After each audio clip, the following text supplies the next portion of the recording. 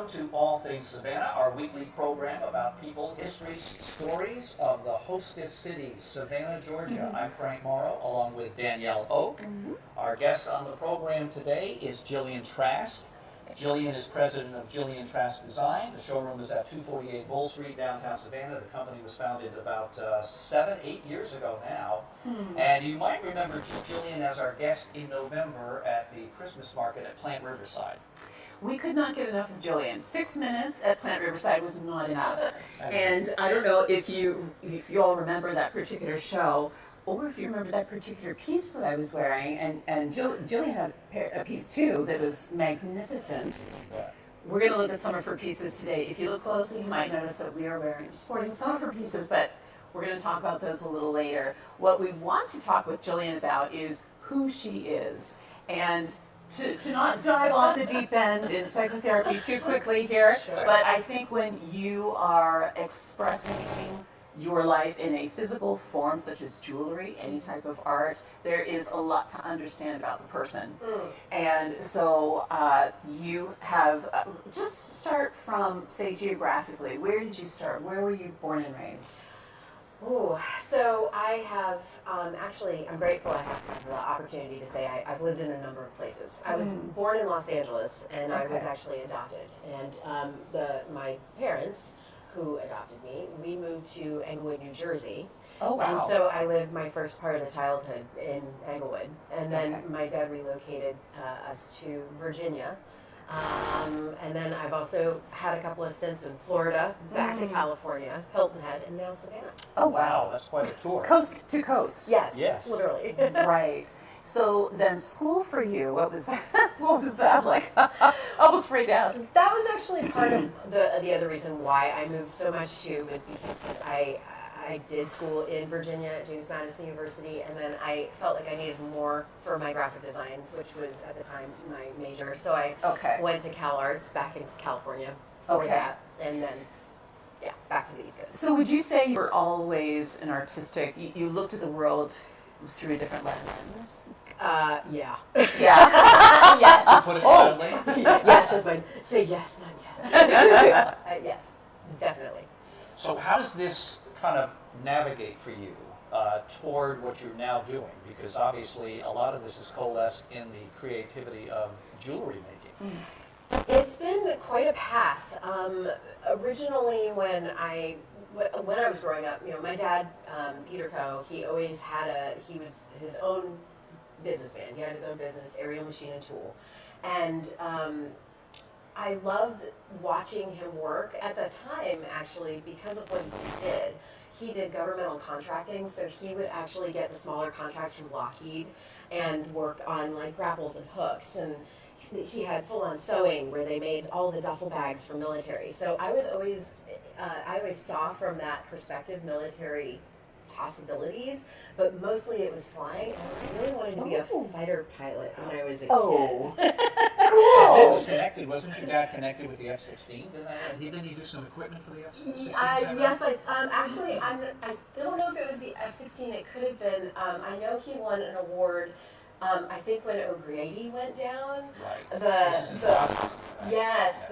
vest that O'Grady wore, my dad made. So he won an award from Lockheed for that. Oh, wow. Oh, wait, that doesn't talk about ingenuity and creativity Right. and stick-to-itiveness. And I learned that from my dad. I was going to say modeled from him. Completely. And he was in the Navy as well. He was an officer in the Navy, so he helped me get that work ethic going and stay to it. Stay to it in this, if you will. Yeah. For sure. So very much. So with any art form, as many people don't know, it's as technical and scientific as it is creative. And I think jewelry is an excellent example of that. How you have to understand your materials to a T to be able to create what is in your mind. So it's this constant flow of information that you're getting back from your materials all the time. So it's not just like it's airy-fairy, let's draw something beautiful, and it just happens. Right, and honestly, I think jewelry wasn't always the main goal. I thought the way, in the 90s, my dad didn't want me to be the starving artist, Oh, and I was on that path of I could be, I could paint or I could sculpt. I didn't know, so I thought I needed more school to figure that out, and graphic design was what I thought I needed. But while I was at JMU, I took jewelry making classes and actually ended up minoring in it because I loved it so much. But I didn't actually am wearing my very first necklace that I ever made back in. Lovely. And I didn't know that I could actually make a living doing that. I still was thinking graphic design was what I needed. But I supplemented graphic design working in jewelry, luxury jewelry, and got my gemology certification through the companies that I worked with. So it worked out. Now, as we evolve your sort of life and career together here, sometimes great things come out of bad experiences. So we would be remiss if we didn't talk about your thesis. I think you're a SCAD, weren't you? Yes. So tell that story because I think it tells us how you got where you are now. That's great, and I appreciate that, Frank, because it was such a pivotal moment. There was a lot that was going on too. So you did your graduate degree or another MFA, or I'm sorry. Yeah. So I went back to SCAD, and maybe if I could back up just a little. Absolutely. I had started. Well, my father passed away, and I was on bereavement leave, and the store that I was running got held up. Robbed. Yes, yes, and so I wasn't. Everybody was okay, and thankfully nobody was hurt. Which was the biggest thing. We were all glad that it all was okay. But it was kind of a pivotal moment, and I met my now husband Zach during that time, and I was still on bereavement leave, and so Zach, when I went back, I kind of jumped right back in as the manager, and I was working with my people, and I had a chance to make and create some custom pieces, and Zach came back and saw that I was drawing and that I was doing a lot of the custom for this company, which was Jared's actually. Okay. And he said, well, I want to come back when this lady picks up her ring, and so I did. I invited him to come back, and I handed her a ring, and the tears were flowing, and he said, okay, that's it. You need to go do this. So he was really the one who helped push me towards the idea of going back for my MFA. Gotcha. Yes, and I went back for SCAD for my MFA, and then Gabby came along midway through. So Gabby. Yes, our daughter. So then we were like, well, MFA is wonderful, but let's focus on the business because that's really what I want to do. MFA is great for if you want to be a teacher, and I still can. I can still teach, but I thought, you know what, that's okay. Let's focus on Gabby. Let's focus on the business, and I dropped down to an MA at that point, so I could graduate a little bit earlier. Oh, great. Yeah. Okay. And then it was that thesis piece. So now this is of course, anybody who's worked on a thesis knows the circumstance. It's a labor of love, and sometimes it's difficult and long hours. 40 you hours. Spend yourself basically into that piece. So here you are working on this. Tell us what happened. So I'm working on it. I had put about 40 hours into this piece, and Was it a bracelet or a ring or what was it? It was a brooch, actually. Okay. And I ended up melting the whole thing at 3 a.m. Gabby I was also pregnant with Gabby during this time too. So it's 3 a.m. I'm hungry. I'm crying. And I'm like, how do I re-alchemize these emotions? Because this thing is due at 9 the next day. Gosh. And I put so much into it, and I was just like, okay. And again, you're working with fire. And I'm working with fire, not like the best. No, not good mix. Yeah, but you do what you need to do in order to get. I wanted to graduate. Yeah. I put so much time into it and wanted to do this well, and so I thought, okay, let's push this aside. And I thought, okay, what can I make that means that we go through tough times, but we always come back around on top? And so I created the Life in Circle ring that night. And the stackable, which was the little melty part that comes back around. Yes. And that kind of reset my thinking in a positive way. Sure. I re-alchemized those emotions, and that pull for self-empowerment I thought was, okay, I have something here. I didn't know it at the time, but it's now our biggest seller. Is the Oh, life and circle. wow. Yeah. Okay, so I wish we could show one of those rings. Do you have the one with a diamond in it I do. right now? Yes. So it's kind of hard to see, I think. If we can get that on camera or not. Okay, I'm not sure if we can get that on camera. Maybe we can see if we do a close-up Can of you that. can you kind of do a close-up? Maybe, because it's a beautiful, beautiful ring. She has her diamonds in there as well. So the This is not your this came about when I was working with some pieces, or I was trying to get some things done. Actually, this comes apart. My husband gave me this one, and my grandmother. This was my grandmother's, and I honestly they were just So they're spinning clustered around on together. me, and I had put them together. So That's that I wonderful. could keep them together so they wouldn't spin. So what we'll do is we'll make sure that your website is in the description box. So if people want to see what would you call it? Is the alchemy ring? It should be. I call it the life and circle. The life and circle. Okay, Good so enough. we'll make sure that you have a link so that you can check that out because they're beautiful, they're delicate, and they're a very easy gift, I have to say. I mean, when people are coming to Savannah to travel and you want to pick up a souvenir, I think it's the ideal souvenir, actually. I've looked at them many times thinking, this would be a lovely thing to walk away with as a memory of Savannah, for one thing. But then I didn't realize the background story. Yeah. So that's Want a little exceptional. self-empowerment in the process? Here you go. Right. I love The that. inspiration is there. You are watching All Things Savannah. We're coming to you from the Twin Spades Lounge at the Bluff Hotel, 630 West Bay Street Historic District, downtown Savannah. Frank Morrow, Danielle Oak, Gillian Trask. She is the president of Gillian Trask Jewelry. Do I have that right? You do? Okay, and we want to talk about her location on Bull Street as well, but we're going a little bit into her background and what brought her to where she is today, which is an Right. amazing place, but you never get any place easily in life if it's going to be worth it, Yeah, exactly. right? You've proven that. Sorry. So let's talk a little bit more about the jewelry. Now, Okay. I have a couple of pieces on, and Nick, I don't know if you can get a close-up of the pieces I'm wearing, but They there are is dramatic. this absolutely gorgeous cuff, and it is sterling silver. I work in sterling, and what I'm doing is sculpting the sterling while it's in a liquid molten state by hand. So I'm leaning into that melting process. Now that I know that melting is where it's at, Right. you know, and so I'm pushing the boundaries. I'm breaking a lot of rules. Okay. Right, but it could go either way, right? It's not something that you know what it's going to be like at the end of the process. Necessarily, I'm this experience. Yeah, helps. right. There's a certain. I've got it now to a point where I can kind of corral the silver and push it with the torch and with gravity. So I'm holding it and moving it sometimes like this. It's a little bit of a dance. And you have to be focused. Yes. Right. Yes. 3 o'clock in the morning is not No. not advisable. I don't do that anymore.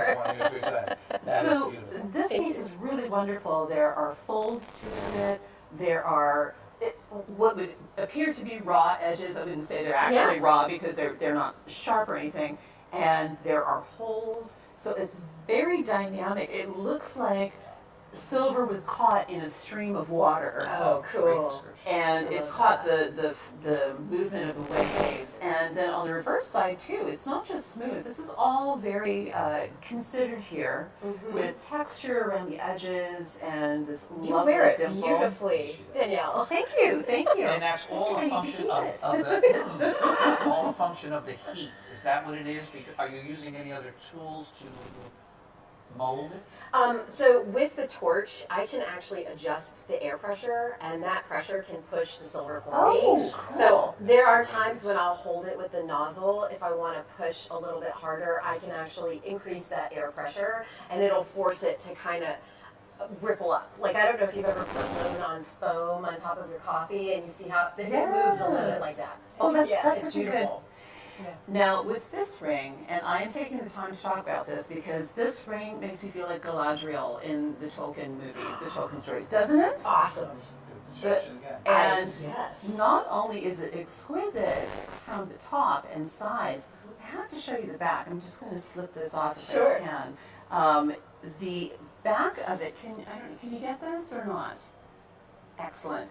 Can you see how gorgeous that is from the back? The And sides, it's intricate.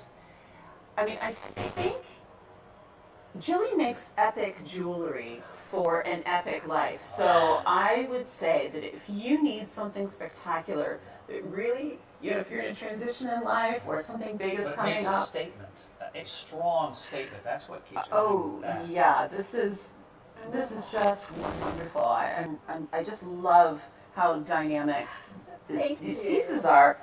With an I'm amethyst. blushing over here. Actually, yes, these are moissanite, and this is actually an iolite. Iolite. Okay, so from a gemologist, you know that you're getting some real gorgeous gems. But again, very considered. So this is not just someone slinging a couple of diamonds into something, right? Because they can. And then, of course, we have her beautiful links, and then this lovely piece as well, which is beautiful. You can wear this as a lariat, right? You could wear This is doubled on me, and it has one of those toggle closures that is just wonderful. It's Again, really silver. long. And again, It's quite long. notice, it makes a statement again around your neckline. I like functional jewelry. I like form and function. I don't know if that comes from so much art but just pragmatism. Graphic design is form and function, and Yeah. we're talking about the things that your father did for form and function Right, once I guess again. so, yeah. So it's been you've been well schooled Aw. by your father, by your late father. I'm That's- very grateful for what it. a legacy Aw, to thank you. think about. That's really Yeah. wonderful. Yeah. So there are some other quite dear things to your heart with regard to children, and I did not know some of these things about you until I read them, and I think we would really like for you to share Yes. Okay. about some of your pet, your real heart things. I'm understanding CASA Yes. as being what we're leading into. So I was a foster baby, and I am really grateful for my parents adopting me. I can't share I can only share my experience and how I've developed from the separation from my mother, my biological mother. I love her dearly, and we were connected, which is really nice. I'm grateful for that. But I also really want to know, it's bigger than me. So when I'm making this work, I am connecting to a place that is bigger than me. I think a lot of artists can relate to that, musicians as well, and anyone who's creating, cooking, all of that. Sometimes you just have an idea and you've got to make it, and it comes out in a beautiful way.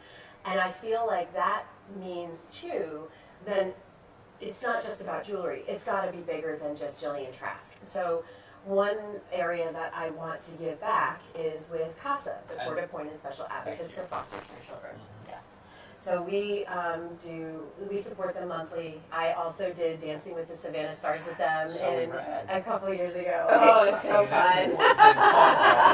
Yes. Your background that I didn't know until this morning when we talked before we got on here was that you spent a lot of time dancing when you were in college. I started out dancing in middle school and loved it so much. I needed it to get whatever art stuff out. I think every teen needs it.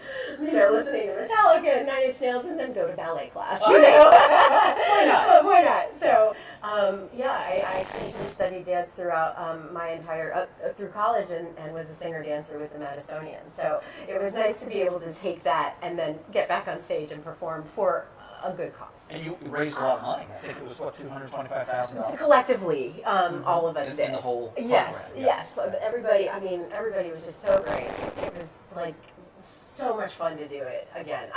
I don't know. We might do it again in the future. We'll see. That's Loved it. fantastic. How fun. That's great. Wow, you are really, now I've used this word before on the show, a Renaissance woman. Oh. I mean, that's, I've talked about Renaissance men here, but we really are uncovering some people who've got some amazing range of skills. Absolutely. I mean, I guess that's kind of the point of all things Savannah, because we want to uncover these people who may just be a jewelry designer with a storefront, but you find out all these other things. This is so great. Layered. I Yes, love it's it. layered. It's the textured life. It's so many things that come, beyond what most people can see most days. So that's what's wonderful, the Well, background. jewelry is a dance in itself. I mean, it really is that. It's just an extension of that. Throw on some good music. We got to push some metal, play with a little bit of fire, and give back. So Yeah, that's amazing. You've had a busy year. Now, we know all the lead up here, but the last year, Gillian opened up her brick and mortar store, right? 248 Bull Street, am I right? That's it. All right, let's talk about the last year. What's that been like? A whirlwind. I mean, it's been phenomenal. We sold our house, and we were downsizing. My mom was with us for a little while to help with Gabby while I was finishing up school, and then she decided to move back to Hilton Head, where she, is very happy and doing fantastic. Love Marlene. And then we downsized our home. We decided that a brick and mortar would be beneficial to allow me to have a studio space as well, and that's what I needed. Really, was a place that I could work and sell under the same roof, and be a mom. So it allowed me that flexibility to really focus on Gabby, which I really wanted as well. Of course. Tough, difficult year? Tough in the regards that I don't think I would ever compact so many moves and so many new things within it was like a month and a half that we got it all up and running and moved tough. and That is new tough. house, and it was crazy. Yeah. I feel bad for my family because we're still unpacking. Tells you. They're all still with you. I was just going to say, You haven't lost they are. anyone, right? That's right. And they're still talking to me, so I think we're doing okay.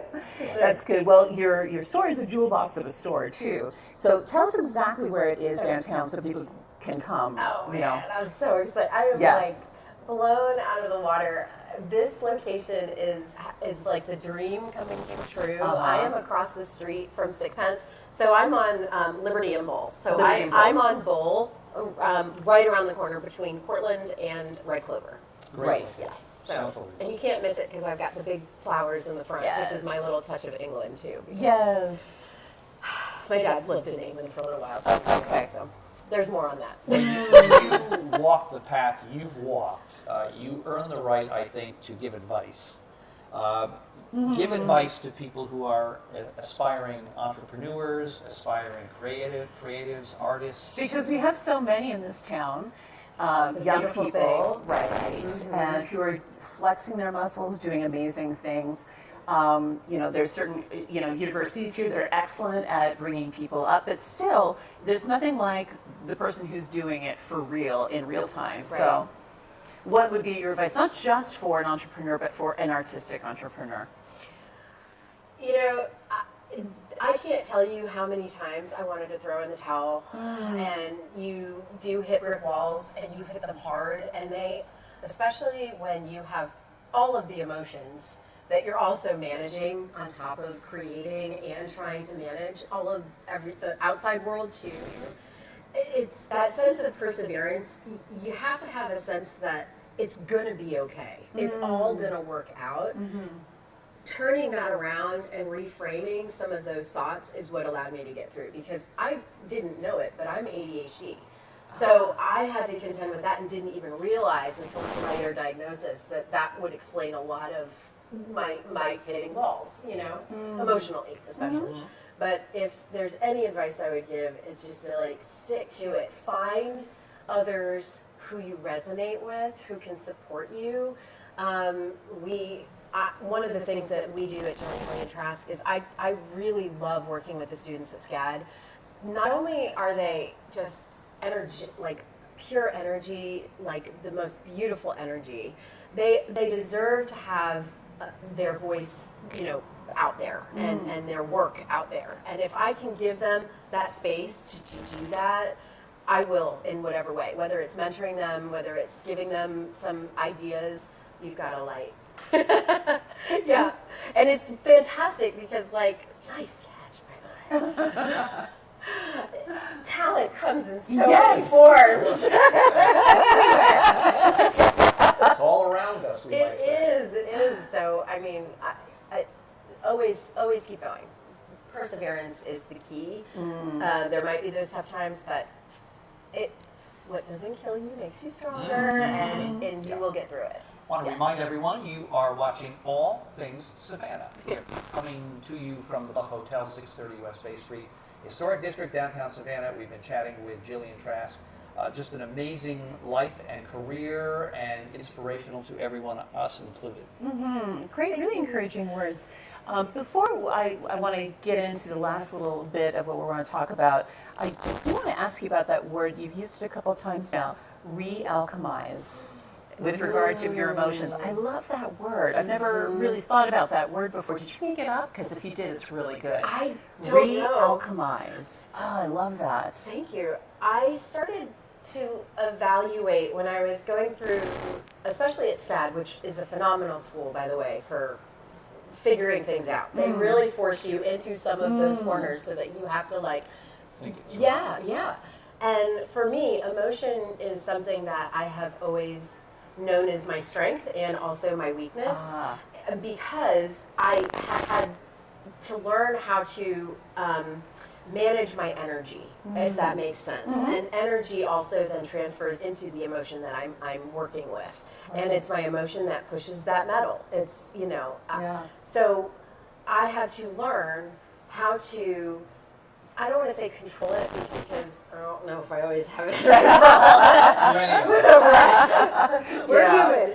But I do feel that it is an alchemy what I'm doing, and that also can play then into emotions and energy. It is a form of energy, and emotion is that energy. So I am basically restructuring that energy into a physical form. Oh, wow. That is a great message and a great line. I think it's fantastic. Fantastic. If you're going to write a book, have you written a book? No. You should write Word a of book. the day, re-alchemize. Right. Use it. Okay, so Savannah, what does it mean to you? How does this town inform what you do? Oh, man. And how do you, I mean, obviously you have very physically and tangibly poured back into the city, but how has it changed you? Has it changed you? Oh, for sure. Yeah. So my mom told me the other day, I had forgotten about this, that one of the very first papers I wrote as a young child was about James Oglethorpe and Savannah. I even had a little drawing of him, in his little square, because he made the squares. Got to be right? Didn't know if it was a circle or a square at the time. We'll leave it to the girl that wrote this paper. And also, England has always been a touchstone for me. I am an Anglophile. I studied in Queen's College, Cambridge for a summer. My parents sent me for a little while to do that. I met some of my closest friends through that program, and I love the English references that you see, whether it's the architecture or just the bricks, the stuff. Yeah. Everything about Savannah is beautiful to me in so many ways. So I love Savannah. And I went back, actually. I was the second group to go through the Rising Star program at SCAD. Because I was looking at SCAD to go to school for graphic design. Yeah, okay. That was one of the schools I was looking at. So the town was really calling to you. Savannah was calling to always you. called to me. Oh, Yes. wow. I didn't know at the time how much it would play such a big part in my life. Oh, and now you are part of the downtown core. You're part of the downtown fabric. That's right. Really, which is just amazing. So, if you want to see some images of Gillian at work, you can go to her shop, and there is a beautiful video running in the background of a famous model that we all know and love. Yes. And there's some great shots of you with your face shield and your blowtorch, and it's incredible. Safety first. Is that on your website? Is that I haven't seen it on there, but is that film running on your website as well? We're actually working right now. I have a new student working with me who's helping me with my marketing. So Okay. I'm really excited to get Olivia up and running with I just love that hands-on. I mean, we look at pieces like this, and it's so clear that hands were involved in making this. But when you get to see it, it's really incredible. So your studio is above the store? Yeah, actually, I mean, this space could not have worked out better. I am literally upstairs, so Zach, my husband, who will help me every once in a while, I can just run down and check to see how he's doing, and then run back into the studio and take care of more work. Can't ask for more than that. Right? Fantastic. Great. Sure. Well, thank you so much for spending time with us today, Gillian, and just telling us a lot more than we got to see in November. Yes. Because it was just a teaser, so we feel Totally. like we'll have talked to you again. I'm Yes. so glad. We hope Thank you you come so back. much for having me. I really Yes. appreciate Our it. pleasure. Well, next week we will have Father Jonathan Jameson of St. John's Episcopal Church in Savannah as our guest. There are all sorts of maybe obvious subjects we'll get into and some that may not be so obvious that we want you to join us for, right? You It's know gonna him be fairly great. well. Yes, he's a dear friend of mine, and I just think thought he'd be the perfect person to come and chat. So we'll be hobnobbing with him for a little bit. Awesome. We also want to thank our lead tech, Nicholas Snow, today for producing this program. Also assistance from Riley Sandifer, Maria Oliver, and Talia Bonilla. We'll see you next week here on All Things Savannah. Let's do this again, yes? Yes. Thank you. Bye bye.